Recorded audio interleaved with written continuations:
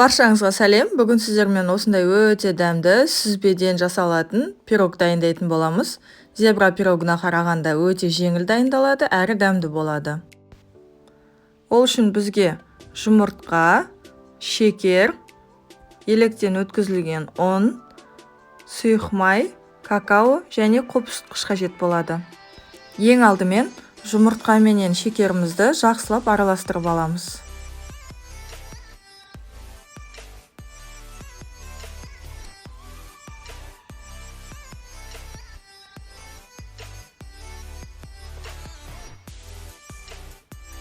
Одан соң сұйық майымызды құйып, тағы да бір араластырамыз.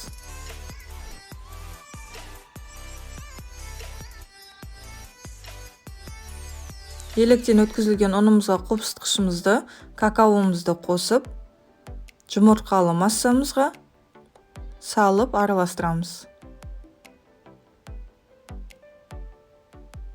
Міне біздің қамырымыз осындай қатты сұйық емес, қатты қою емес. Осы консистенцияда шығады.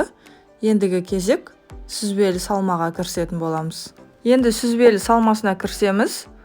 Сүзбемізді алып, 10 бетіне шекер және бір жұмыртқа салып, жақсылап араластырамыз.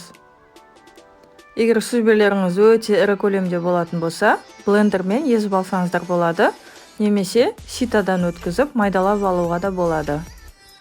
Мен тек шаншықмен майдалап езіп шықтым. Өйткені менің сүзбелерім өзі майда.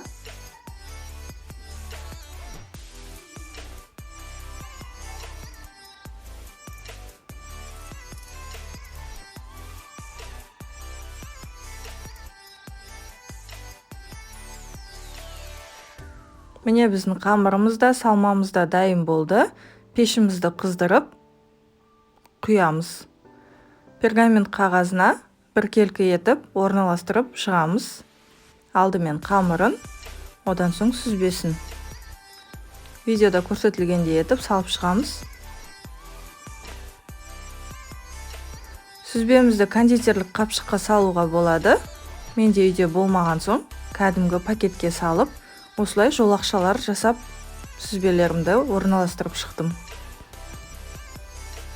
Пешіміз жақсылап қызған кезде салып, шамамен 20-25 минут толықтай піскенше пісіріп аламыз. Міне біздің пирог осындай болып шықты. Өте дәмді, нәзік, жасап көруге кеңес беремін. Каналға жазылып, лайк басуды ұмытпаңыздар. Баршаңызға ас болсын.